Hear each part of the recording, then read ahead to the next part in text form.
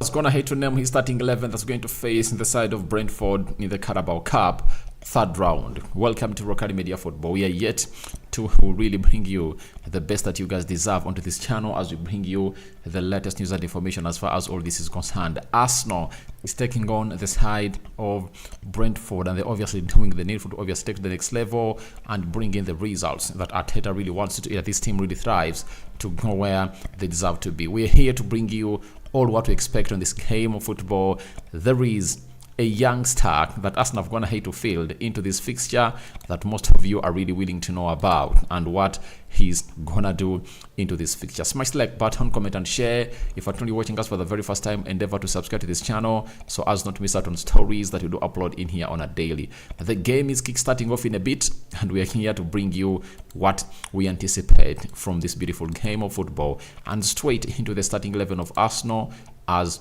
it's going to be really put out onto your screen. Now, Arsenal have Ramsdale, they're having Tomiyasu, Gabriel Magalhaes, Ben White, Jakub Kiwior, Jorginho, Kai Havertz, Emily Smith Rowe, Nelson, Sago Jr., Nketiah.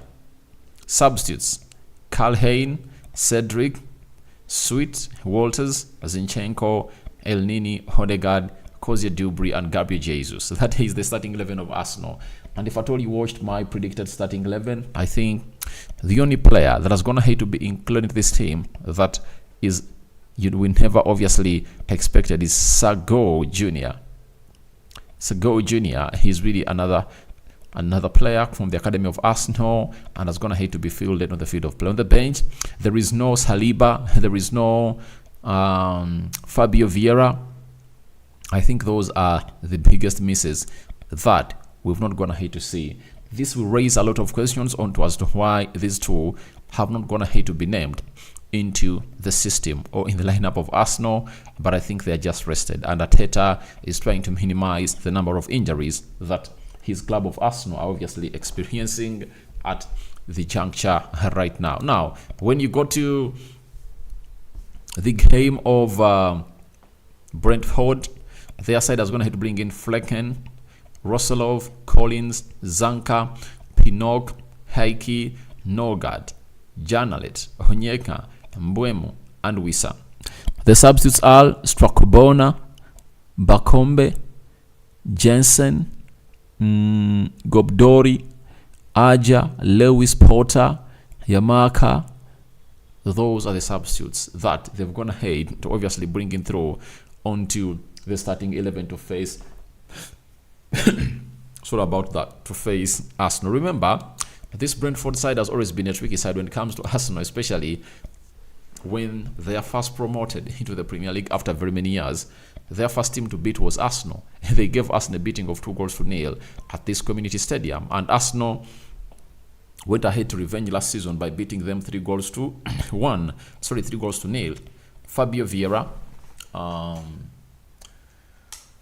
Fabio Vieira, Gabriel Jesus, and William Saliba were onto the score sheet for the side of Arsenal. Remember, that game was played when the Queen had just died.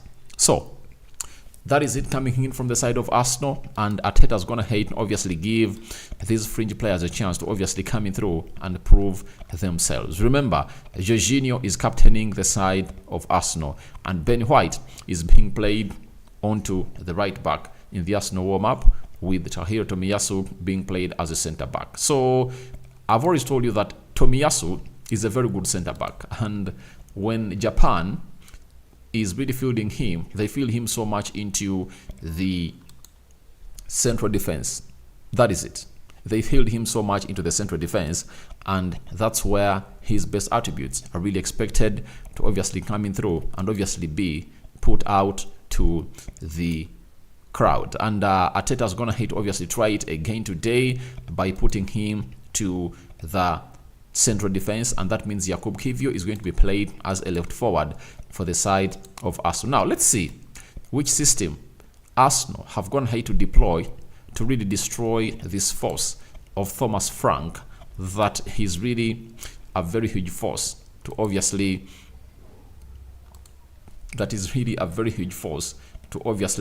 resonate with onto this beautiful channel of ours.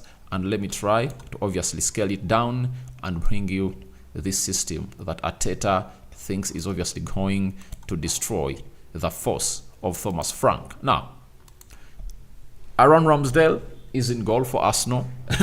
Obviously, we now know who the first choice goalkeeper of Arsenal is. It's David Raya.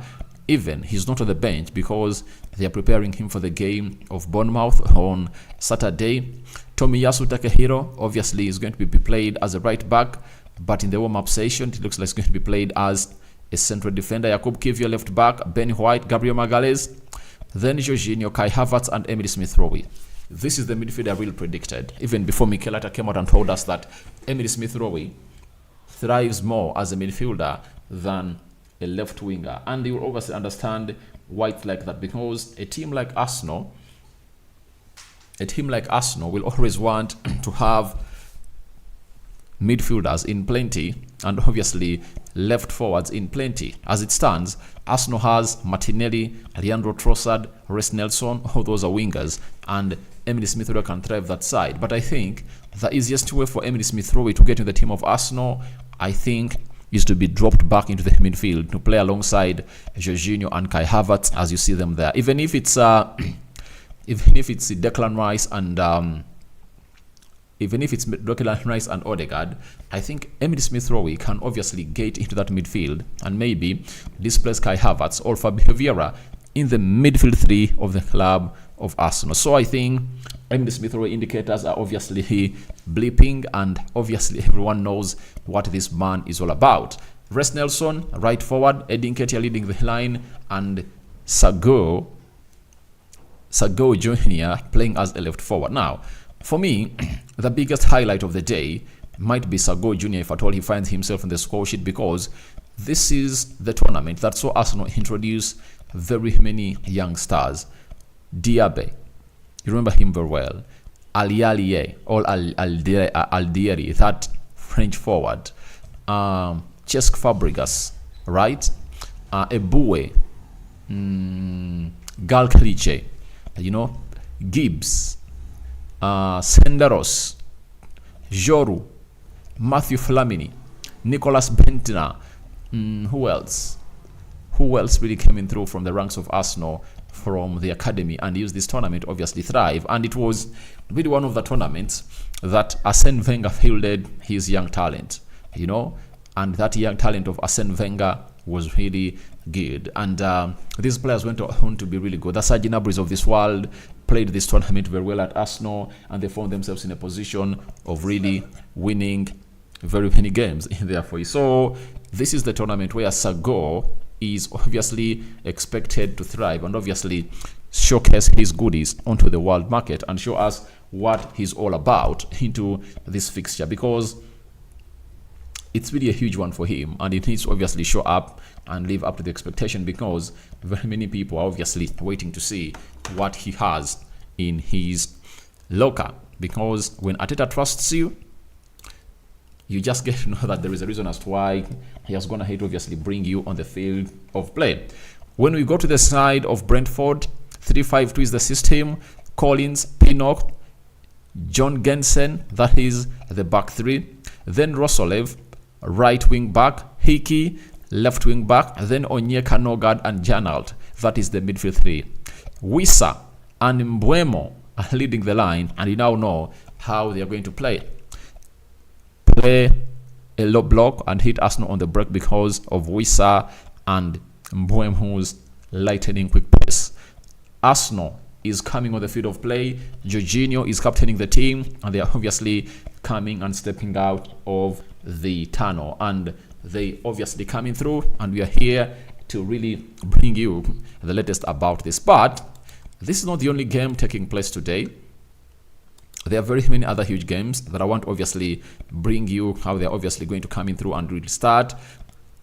The other one that's obviously going to excite many of you and make you talk is that of Newcastle and Man City. And everyone is obviously asking himself, how is Pep Guardiola going to line up today? And let me take you straight to the side of Newcastle. Have Newcastle gone ahead to make some huge changes? Yes, they've gone ahead to do. They're having Nick Pope in goal, Livramento right back, Locheles and Dumet central defense, Target, left back. Then Tinali, CDM. Hull coming in from Chelsea. They bought him on loan with an option to buy. And Millie, I've never heard of him, but he's playing into the midfield 3. Then Murphy, you know him, Jay Murphy, right forward. Ishak leading the line, and Joe Wellington playing as a left forward for the side of Newcastle. Sam Hughes have gone ahead to mid because when you look, Kylian Trippier plays here, is out.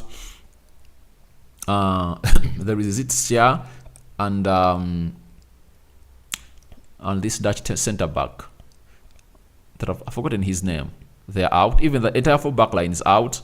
Bruno Guimaraes is out. Anthony Gordon is out, but I think I was going to have to make the bench. Let's go to City and see how City are really lining up. City are having Ortega in goal, Liko Reiss right back, Ekanji and Nathan Ake in the central defense. Vadio is being played as, but I think Vadio is going to play here. Nathan Ake is going to play on the left back. Calvin Phillips making his start for Man City, I think the first of the season. Then Kovacic is back to obviously play in that midfield. Then they're having Gomez into the midfield, and there is Bob playing as a right forward, Jack Grealish left forward, Alvarez as a center forward and leading the line. So that is it coming in from Man City, and everything is really geared up for them to obviously see to it that they really win this trophy. It shows you how serious the manager of Man City takes this trophy. He doesn't take it for granted as some people really think he does. Now let's go to the substitutes. Kylian Trippier, Fabian Schär, Anthony Gordon, Matt Ritchie, Loris Karius, Javier Manquillo, Miguel Almiron, Elliot Anderson, and Bruno Guimaraes. Alright, so that is the bench of Newcastle. Then Man City, Kyle Walker, Ruben Diaz, Erling Haaland, Jeremy Doku, Matthias Nunes, Ederson, Scott Carson, Phil Foden, and Jude Hamilton. Now, this shows you exactly how Pep Guardiola went ahead to play what we call a mind game. Pep Guardiola came out and told us that he's obviously going to field what we call young players, but he's not going ahead to field those young players. Ladies and gentlemen, the game is obviously up. Arsenal is really playing the side of Brentford, and it has gone ahead to start off, and Jakub Kivio has gone ahead to lose the ball. Looks like they're on the attack, and this is Mwenu taking on Jorginho and plays it back to find the right back of Brentford, and Brentford obviously trying to pass it around and maybe hit Arsenal onto the break. But it's going to be a very good game to watch, and it's going to be so much interesting to see it that we see this quality being tested by the side of Brentford into the mix. Now, the other game that is obviously going on, it's that you need to pay attention to, Chelsea versus Brighton. Let's see how Chelsea have gone ahead to really line up as they host Brighton at their stadium of the what is it called? Stamford Bridge. Sanchez is in goal, Marky Curella, Disasi, Colwell, and Chilwell into the mix. Then Caicedo and Ugochukwu, double pivot, Palmer, right attacking midfielder, Madsen, central attacking midfielder, Mukalo Modric, left attacking midfielder, and Nicholas Jackson leading the line. Now, let's go to the lineup of Brighton. Verbruggen in goal. What I know about Verbruggen, he had not been started any games until he was started, I think, over the weekend, because he's a very good goalkeeper, and he's one of those that Man United really wanted to sign, and he told them that I want first team football. You're not obviously going to offer me first team football. Then Lamptey, right back, Estupian, left back, Ego and Van Heck, central defense. Then Baleba and Mark Dahoud, double pivot. Fati playing as a central attacking midfielder, and Mitoma playing as a left attack midfielder. Bonanonte, right attack midfielder, and João Pedro leading the line. It shows you they've gone strong, and it looks like for De Zerbi, he's not taking it for granted, and he's taking this game seriously. Chelsea have substitutes that have Raheem Sterling, Enzo Fernandez, Ahmad Broja returning from a very long injury, Conor Gallagher, Petrovic, Washington, Galkist, Josh Booking, and Alex Motz. Now, Brighton have Lewis Dunk, Solly March, Billy Gilmer, Adam Lallana, Dan Welbeck, Jason Steele, Simon Adingra, Joel Veltman, and Jack Helsenwood. That is it for the side of what's the side? That is the side of Chelsea and Brighton. Now, I think let me bring you that of Liverpool and how they've gone ahead to line up as they face on Leicester City. The game is still 0-0, 4 minutes played, right? So Liverpool have gone ahead to play a system of 4-3-3, and they've gone ahead to go with Kahela in goal, Jones right back, Onate and Quenchish into the central defense, Smiskas playing as a left back, Elliot, Hendo, Gravenberch into the midfield three, and Gakpo is leading the line.